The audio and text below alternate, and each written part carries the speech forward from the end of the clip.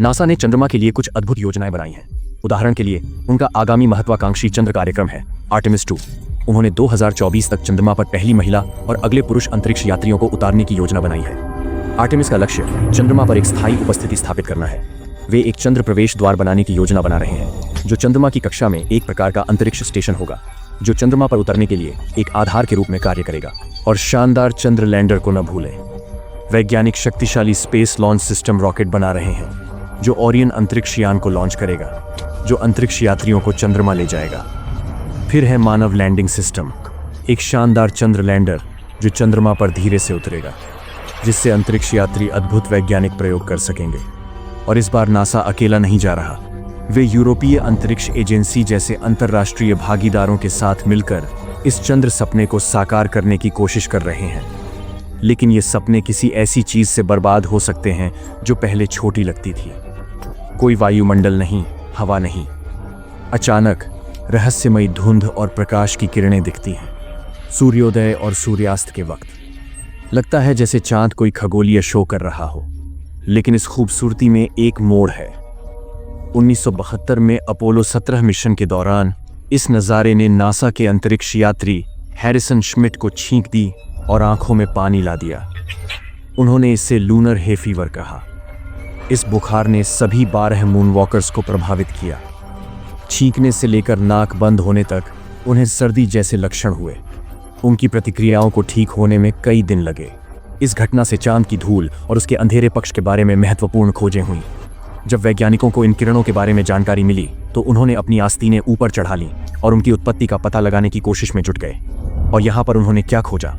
प्रकाश की वे चमकदार पट्टियां वास्तव में छोटी छोटी चांद की धूल की परतों के बीच से घुसने वाली सूर्य की रोशनी के कारण थीं। यह धूल छोटे कणों और नुकीले कांच के टुकड़ों से बनी थी, जो हर जगह छिपी हुई थी। और यह पता चला कि यह चांद की धूल एक धूर्त खलनायक थी। इसने बहुत सी समस्याएं पैदा कर दी। अंतरिक्ष यात्रियों को अपनी दृष्टि में कमी का सामना करना पड़ा। और यह तो बस शुरुआत थी। यह उपद्रवी और भी आगे बढ़ गया, कीमती मशीनरी को नुकसान पहुंचाया और इलेक्ट्रॉनिक खराबी पैदा की। इसने घटकों को जंग लगने की हिम्मत भी की और अंतरिक्ष यान के अंदर जले हुए बारूद की तरह गंध भी पैदा कर दी। अरे वाह, यह हर चीज से चिपक जाता है, सतहों को एक शरारती कंबल की तरह ढंक देता है। यह उपकरणों को अवरुद्ध कर सकता है, नाजुक मशीनरी में घुस सकता है और अंतरिक्ष यात्रियों के स्पेस सूट को भी नुकसान पहुंचा सकता है।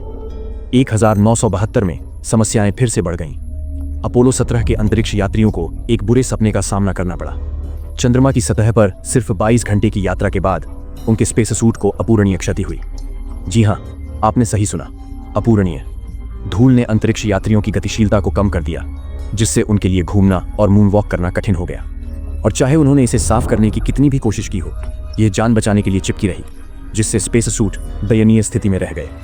जैसा कि आप देख सकते हैं, यह भविष्य के चंद्रमा मिशनों के लिए गंभीर चुनौतियां पेश करता है। लेकिन हमारे साहसी वैज्ञानिक इस समस्या को हल करने के लिए हार नहीं मान रहे हैं। उन्हें समझना होगा कि चंद्रमा की धूल कैसे बनती है और इतनी चिपकी क्यों होती है। उन्होंने पाया कि यह उल्कापिंड के प्रभाव से शुरू होता है।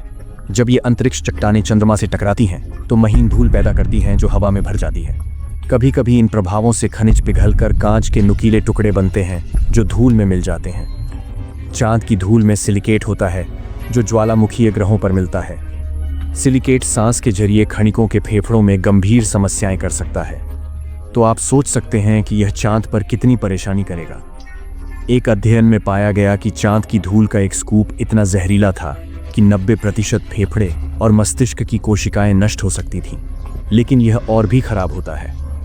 चंद्रमा पर कम गुरुत्वाकर्षण छोटे कणों को लंबे समय तक तैरने देता है, फेफड़ों में गहराई तक प्रवेश करता है। सोचिए, आप महीनों तक बाल से 50 गुना छोटे कणों को सांस में लेते रहें। यह समस्या है।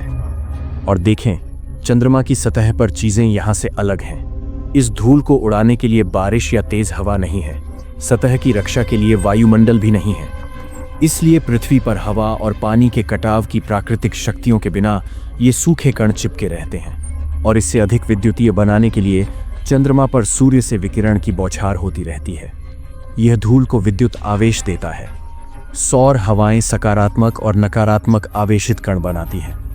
कण घूमते हैं, एक दूसरे को पीछे हटाते हैं और उन चमकदार पट्टियों को जन्म देते हैं जिन्हें अपोलो 8 अंतरिक्ष यात्रियों ने देखा था। यह चांद पर डिस्को पार्टी जैसा है। यूरोपीय अंतरिक्ष एजेंसी ने चांद की धूल का अध्ययन करने के लिए विशेषज्ञों की टीम बनाई है। वे जर्मनी के ज्वालामुखी क्षेत्र से ली गई नकली चांद की धूल पर काम कर रहे हैं। इसके व्यवहार और प्रभावों को समझने के लिए इंजीनियरों को भविष्य के अंतरिक्ष यात्रियों और उपकरणों की सुरक्षा के लिए तरीका खोजना है। इंजीनियर और नासा ऐसे स्पेस सूट बनाना चाहते हैं जो चांद की सतह पर 100 से ज्यादा गतिविधियों से बच सकें। यह 800 घंटे बाहर खोजबीन और मजा करने जैसा है। साथ ही नासा ने 2021 में सफलता, नवाचार और खेल बदलने वाले विचार चुनौती शुरू की। यह दुनिया भर के चतुर विश्वविद्यालय के छात्रों के लिए खुली थी। इन युवाओं ने अपनी सोच को आगे बढ़ाया और नवाचारी समाधान पेश किए। जैसे उन्होंने चिंचिला बालों से प्रेरित विशेष फाइबर का उपयोग कर बिजली संचालित करने का सुझाव दिया। जिस तरह चिंचिला धूल से दूर रहते हैं, वैसे ही ये रेशे चांद की धूल हटाने में मदद करेंगे। एक प्यारा दोस्त मदद को हाथ बढ़ा रहा है। क्या यह प्यारा नहीं है? एक और विचार यूवी विकिरण से सक्रिय विद्युत आवेशित ब्रश से जुड़ा था। यह जादुई छड़ी की तरह है जो धूल को एक झटके में हटा देती है।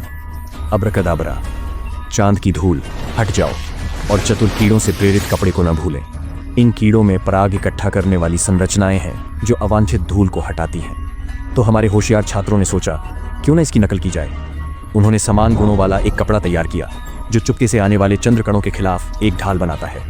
इन विचारों के बारे में उल्लेखनीय बात यह है कि वे सभी धूल से लड़ने के लिए आवेश की शक्ति का उपयोग करते हैं। वे इसे अंतरिक्ष सूट से चतुराई से दूर रखते हैं, उन्हें साफ और सुरक्षित रखते हैं। और भले ही ये सभी विचार बहुत बढ़िया लगें, लेकिन नासा के वैज्ञानिकों ने एक और भी बेहतर समाधान निकाला है जो और भी अधिक प्रभावी है। Carbon nano tube. यह स्पेस सूट के कपड़े में बदलाव लाने का शानदार तरीका है। इन्हें खास क्या बनाता है? खैर, उनके पास अद्भुत शक्तियां हैं। सबसे पहले वे सुपर कंडक्टिव हैं, यानी बिजली को आसानी से ले जा सकते हैं। यह एक ट्यूब में फंसी बिजली की तरह है। इतना ही नहीं, ये सबसे मजबूत उल्कापिंडों से भी अधिक मजबूत हैं। उनमें कठोर चंद्र वातावरण का सामना करने की ताकत है, जहां धूल का कण भी परेशानी बन सकता है। कल्पना करें कि सूट ऐसी सामग्री से बना है जो सुपरमैन के केप से मजबूत है। इसलिए नासा के वैज्ञानिकों ने इन कार्बन नैनो ट्यूब को स्पेस सूट के कपड़े में बुनने का फैसला किया। इलेक्ट्रोड को कपड़े की बाहरी परत में सावधानी से जोड़ा गया, जिससे यह ताकत बन गई। लेकिन वे चांद की धूल कैसे हटाते हैं? यहां फिर से विद्युतीकरण विज्ञान काम आता है। जब एक विशेष प्रत्यावर्ती धारा सक्रिय होती है तो इलेक्ट्रोड मजबूत विद्युत क्षेत्र बनाते हैं।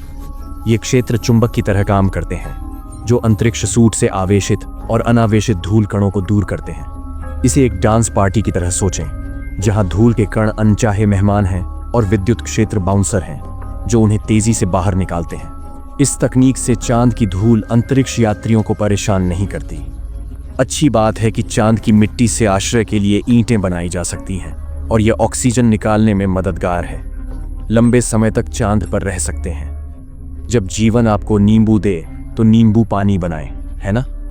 तो नासा की ड्रीम टीम का उत्साहवर्धन करें, क्योंकि वे इस चंद्र खोज पर निकले हैं। उम्मीद है कि वे सफल होंगे और अगला मिशन आसान होगा।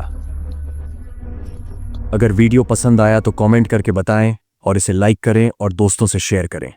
यदि आपने चैनल सब्सक्राइब नहीं किया है तो अभी सब्सक्राइब करें और बेल आइकॉन प्रेस करें। फिर मिलते हैं अगले वीडियो में।